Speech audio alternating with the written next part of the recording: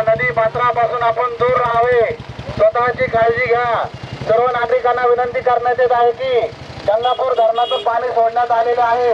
अतिवृष्टीमुळे नदीतील पाण्याची पातळी आणखी वाढणार असून कृपया आपली वाहने नदी पात्राजवळून काढून घ्या।